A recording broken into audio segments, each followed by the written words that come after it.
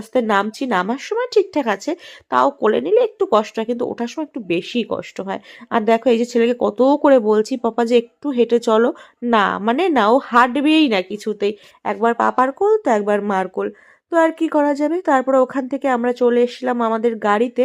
আর আমাদের ড্রাইভার যে মানে তিনি যে ছিলেন আর কি, সে একজন মজার মানুষ, হিন্দিতেই কথা বলছে আর আমাদের সাথে বাংলায় একটু একটু করে কথা বলছে, বেশ মজার মানুষ।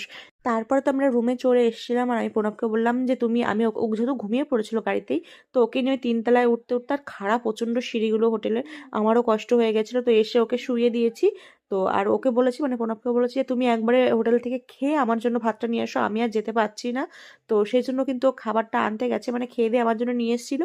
তো খাওয়া দাওয়ার পরে কিন্তু আমরা একটা লম্বা ঘুম দিয়েছি। আর যেহেতু আমাদের ব্রেকফাস্টটা মানে হোটেল থেকেই দেওয়ার কথা ছিল, তো সকালে যেহেতু আমরা ব্রেকফাস্টটা নিইনি, আমরা আমাদের মতো কিনে খেয়ে নিয়েছিলাম। তো সেই জন্য হোটেল থেকে মানে যিনি ম্যানেজার ছিলেন, তো তিনি বলেছিলেন যে আমাদের হোটেল মানে যখন আমরা চাইবো তখন কিন্তু আমরা পেতে পারি।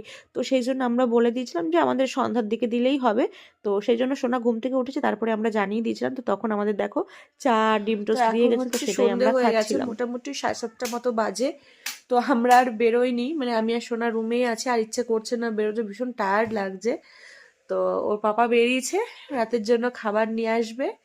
হ্যালো হ্যালো, আমি আর সোনা এখন একটু মজা করছি, দেখো ও কি করে। কি করছে? হ্যালো, কেমন করছি? তুমি কেমন করছো? নাচ করছো, করো তো দেখি। তুমি কার সাথে কথা বলছো এখন? এখন আমি নাচ সঙ্গীত বলছি। তাই? নাচ কাটা ওরে বাপরে, নাচ থেকে বলেই কে ফোন করেছো? তোমারে। না, দিদুকে ফোন করো। হ্যালো দিদু, হ্যালো হ্যালো হ্যালো হ্যালো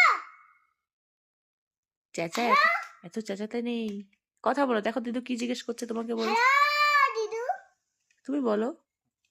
দিদু হ্যালো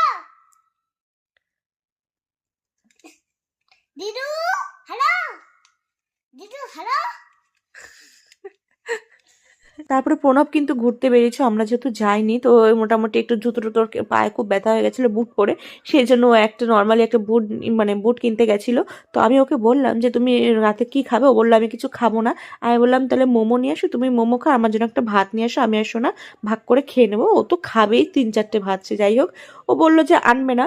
তো দেখো তারপরে কিন্তু নিয়ে চলে এসছে, আর ও যদি বলতো আনবে তাহলে আমি আর আমার জন্য ভাতটা বলতাম না, তাহলে মোমোই খেয়ে আমরা ঘুমিয়ে পড়তাম। তো নিয়ে এসছে দেখো স্টিম মোমো আর কিন্তু প্যান ফ্রাইড মোমো, যেটা ছিল খেতে